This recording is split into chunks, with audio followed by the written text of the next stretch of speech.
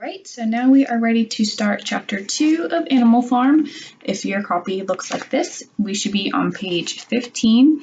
Chapter 2, the Roman numerals are II. We're on page 15.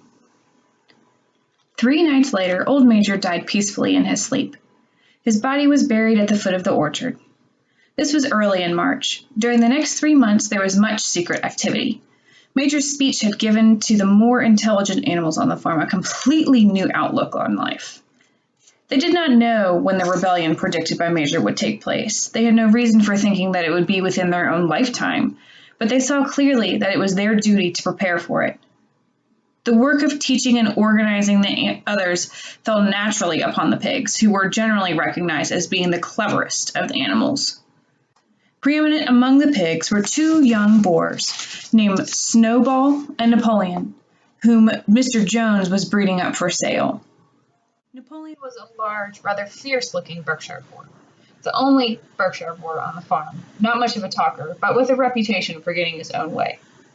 Snowball was a more vivacious pig than Napoleon, quicker in speech and more inventive, but was not considered to have the same depth of character. All the other male pigs on the farm were porkers.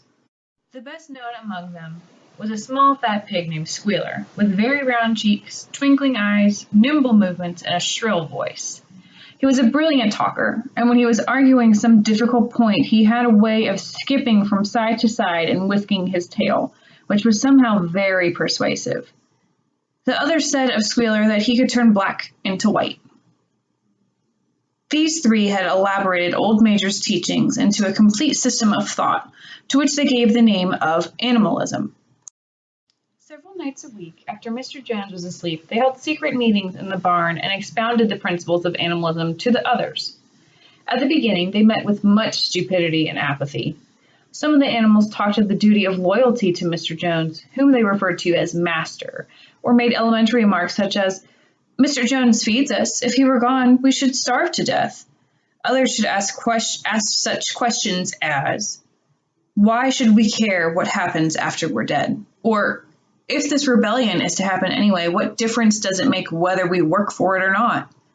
And the pigs had great difficulty in making them see that this was contrary to the spirit of animalism. The stupidest questions of all were asked by Molly, the white mare. The very first question she asked Snowball was, "Will there still be sugar after the rebellion?" "No," said Snowball firmly. "We have no means of making sugar on this farm. Besides, you do not need sugar. You'll have all the oats and hay you want." "And shall I still be allowed to wear ribbons in my mane?" asked Molly. "Comrade," said Snowball, "those ribbons that you are so devoted to are the badge of slavery. Can you not understand that liberty is worth more than ribbons?" Molly agreed, but she did not sound very convinced. The pigs had an even harder struggle to counteract the lies put about by Moses, the tame raven. Moses, who was Mr. Jones's especial pet, was a spy and a talebearer, but he was also a clever talker. He claimed to know of the existence of a mysterious country called Sugar Candy Mountain, to which all animals went when they died. It was situated somewhere up in the sky, a little distance beyond the clouds, Moses said. In Sugar Candy Mountain, it was Sunday 7 days a week. Clover was in season all year round, and lump sugar and linseed cake grew on the hedges. The animals hated Moses because he told tales and did no work, but some of them believed in Sugar Candy Mountain, and the pigs had to argue very hard to persuade them that there was no such place. Their most faithful disciples were the 2 cart horses, Boxer and Clover. These 2 had great difficulty in thinking anything out for themselves, but having once accepted the pigs as their teachers, they absorbed everything that they were told and passed it on to the other animals by simple arguments. They were unfailing in their attendance at the secret meetings in the barn and led the singing of Beasts of England, with which the meetings always ended. Now, as it turned out, the rebellion was achieved much earlier and more easily than anyone had expected. In past years, Mr. Jones, although a hard master, had been a capable farmer, but of late he had fallen on evil days. He had become much disheartened after losing money in a lawsuit and had taken to drinking more than what was good for him. For whole days at a time, he would lounge in his Windsor chair in the kitchen, reading the newspapers, drinking, and occasionally feeding Moses on crusts of bread soaked in beer. His men were idle and dishonest. The fields were full of weeds, and buildings wanted roofing, the hedges were neglected, and the animals were underfed. Okay, so in case if you have to stop to pause to answer any questions, make sure you're pausing the video and then come back and we'll keep going, okay? We are on page 19. First paragraph on that page, it starts with June, page 19. June came and the hay was almost ready for cutting. On Midsummer's Eve, which was a Saturday, Mr. Jones went into Willingdon and got so drunk at the Red Lion that he did not come back till midday on Sunday. The men had milked the cows in the early morning and then had gone out rabbiting without bothering to feed the animals. When Mr. Jones got back, he immediately went to sleep on the drawing room sofa with the news of the world all over his face, so that when the evening came, the animals were still unfed. At last, they could stand it no longer. One of the cows broke in the door of the store shed with her horn, and all the animals began to help themselves from the bin. It was just then that Mr. Jones woke up. The next moment, he and his 4 men were out in the store shed with whips in their hands, lashing out in all directions. This was more than the hungry animals could bear. With one accord, though nothing of the kind had been planned beforehand, they flung themselves upon their tormentors. Jones and his men suddenly found themselves being butted and kicked from all sides. The situation was quite out of their control. They had never seen animals behave like this before, and this sudden uprising of creatures whom they were used to thrashing and maltreating just as they chose frightened them almost out of their wits. After only a moment or two, they gave up trying to defend themselves and took to their heels. A moment later, all 5 of them were in full flight down the cart track that led to the main road, with the animals pursuing them in triumph.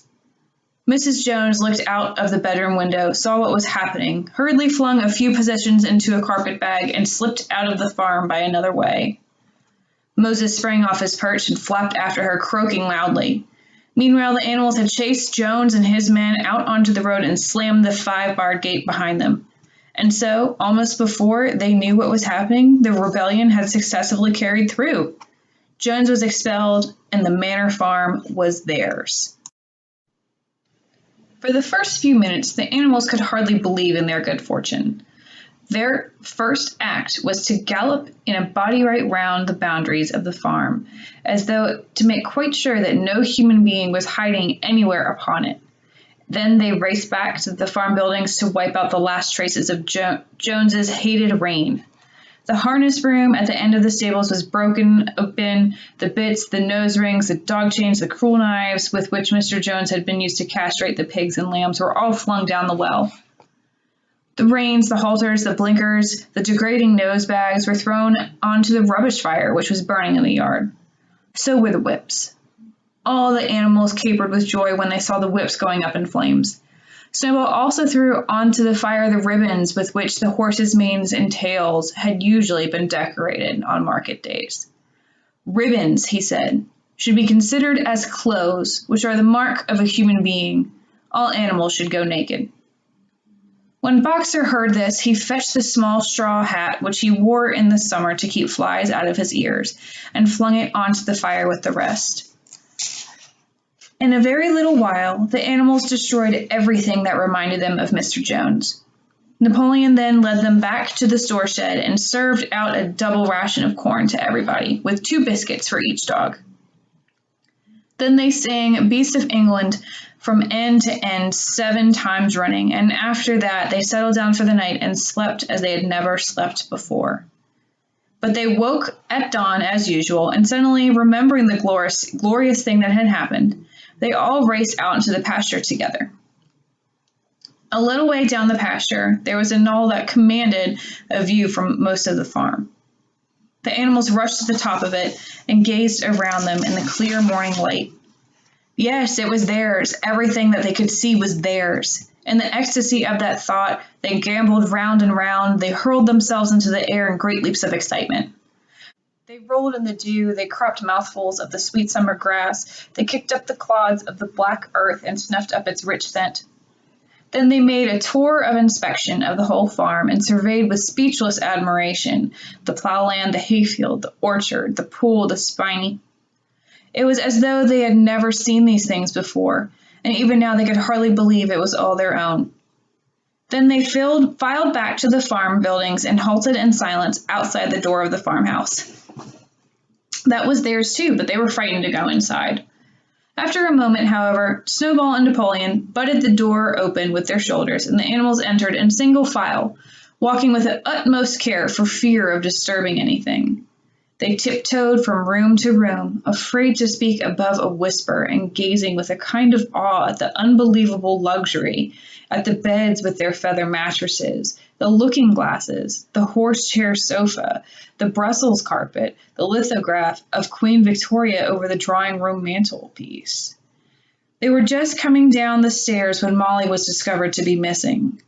Going back, the others found that she had remained behind in the best bedroom. She had taken a piece of blue ribbon from Mrs. Jones's dressing table and was holding it against her shoulder and admiring herself in the glass in a very foolish manner. The others reproached her sharply, and they went outside. Some hams hanging in the kitchen were taken out for burial, and the barrel of beer in the scullery was stove in with a kick from Boxer's hoof. Otherwise, nothing in the house was touched. A unanimous resolution was passed on the spot that the farmhouse should be preserved as a museum. All were agreed that no animal must ever live there. The animals had their breakfast, and then Snowball and Napoleon called them together again. "Comrades," said Snowball, "it's 6:30, and we've had a long day before us. Today we begin the hay harvest. But there is another matter that must be attended to first." The pigs now revealed that during the past 3 months they had taught themselves to read and write from the old spelling book which had belonged to Mr. Jones's children and which had been thrown onto the rubbish heap. Napoleon sent for pots of black and white paint and led the way down the 5-barred gate that gave onto the main road. Then Snowball, for it was Snowball who was the best at writing, took a brush between the 2 knuckles of his trotter, painted out Manor Farm on the top of the bar, and in its place painted Animal Farm. This was to be the name of the farm from now onwards. After this, they went back to the farm buildings where Snowball and Napoleon sent for a ladder, which they caused to be set against the end of the wall of the big barn. They explained that by their studies of the past 3 months, the pigs had succeeded in reducing the principles of animalism to 7 commandments. These 7 commandments would now be inscribed on the wall. They would form an unalterable law by which all the animals on Animal Farm must live forever after. With some difficulty, for it is not easy for a pig to balance himself on a ladder, Snowball climbed up and set to work, with Squealer a few rungs below him holding the paint pot. The commandments were written on the tarred wall in great white letters that could be read 30 yards away. They ran thus. All right, if you need to pause before we go over the commandments, go ahead and pause now and make sure you're following along with your questions, okay? You should be on the bottom of page 24. The 7 commandments. Number 1, whatever goes upon 2 legs is an enemy. 2, whatever goes upon 4 legs or has wings is a friend. 3, no animal shall wear clothes. 4, no animal shall sleep in a bed. 5, no animal shall drink alcohol. 6, no animal shall kill any other animal. 7, all animals are equal. It was very neatly written, and except that friend was written as friend and one of the S's was the wrong way round, the spelling was correct all the way through. Snowball read it aloud for the benefit of others. All the animals nodded in complete agreement, and the cleverer ones at once began to learn the commandments by heart. "Now, comrades," cried Snowball, throwing down the paintbrush, "to the hayfield. Let us make it a point of honor to get in the harvest more quickly than Jones and his men could do." But at this moment the 3 cows, who had seemed uneasy for some time past, set up a loud lowing. They had not been milked for 24 hours, and their udders were almost bursting. After a little thought, the pigs sent for buckets and milked the cows fairly successfully, for their trotters being well adapted to the task. Soon there were 5 buckets of frothing creamy milk, at which many of the animals looked with considerable interest. "What's going to happen to all that milk?" said someone. "Jones used to mix it into some of our mash," said one of the hens. "Never mind the milk, comrades," cried Napoleon, placing himself in front of the buckets. "That will be attended to. The harvest is more important. Comrade Snowball will lead the way. I shall follow in a few minutes. Forward, comrades, the hay is waiting."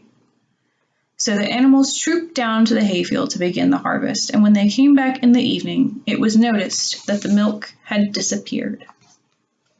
All right, that's the end of chapter 2. Make sure you have all of your stuff filled in. If you missed a question, go back in